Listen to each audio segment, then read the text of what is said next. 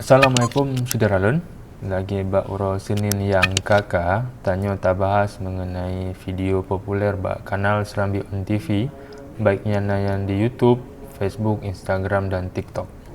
Syederalun untuk menerima update informasi yang na di kampung, kecamatan, kabupaten, provinsi, nasional dan internasional.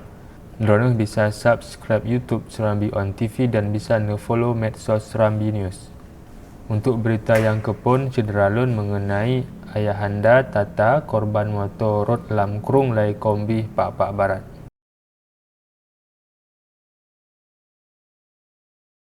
Zubir Hasan adalah orang syik dari Tata Agusniati, yakni salah sidra penumpang motor yang Rod Lam Krung Lai Kombi Pak Barat Sumut Minggu 12 Desember 2020. Mata merempak dengan reporter Serambi di lokasi, Zubir menceritakan Tata akan ikut wisuda bak uro Kamis 16 Desember 2020. Gopnyan akan wisuda bak jurusan S1 Kebidanan di Institut Kesihatan Helvetia Medan.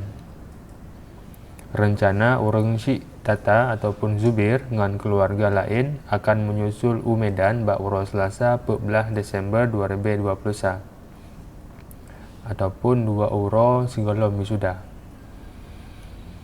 Dan mendoa Syederalun semoga mandum korban yang kenang musibahnya gepeduk bak tempat terbaik di sisi Allah Subhanahu Wa Taala. Semoga syid keluarga korban bertabah dan beraik sabar.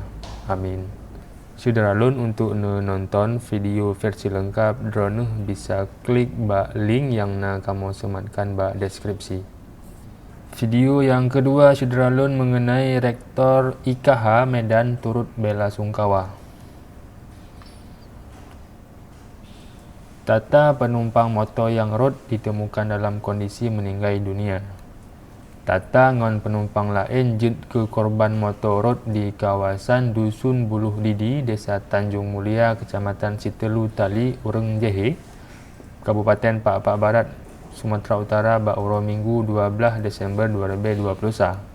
Tata ditemu oleh Kamal, yakni warga yang selamanya kemawi di lokasi terjun kedabuhan Sungai Le Kombih, Desa Jontor, Kecamatan Penanggalan, Kota Subu Salam, Kamis 16 Desember 2020, poh 8 bunga, ataupun bak uro yang dijadwalkan Tata untuk wisuda.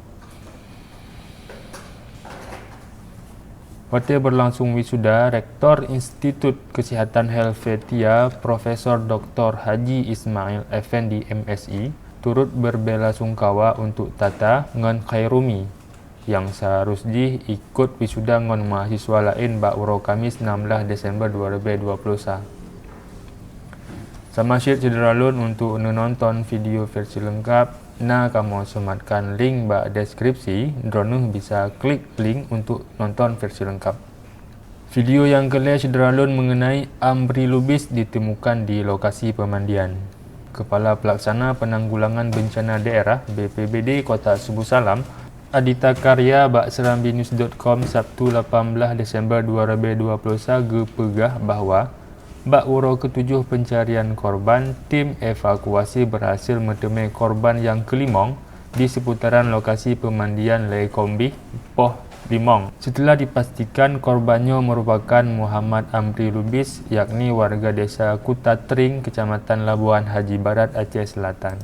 Jadi Syederalun dalam minggu likut video-video yang ramai ditonton mengenai musibah motor Rod dalam Krung Lai Kombih di Pak Barat.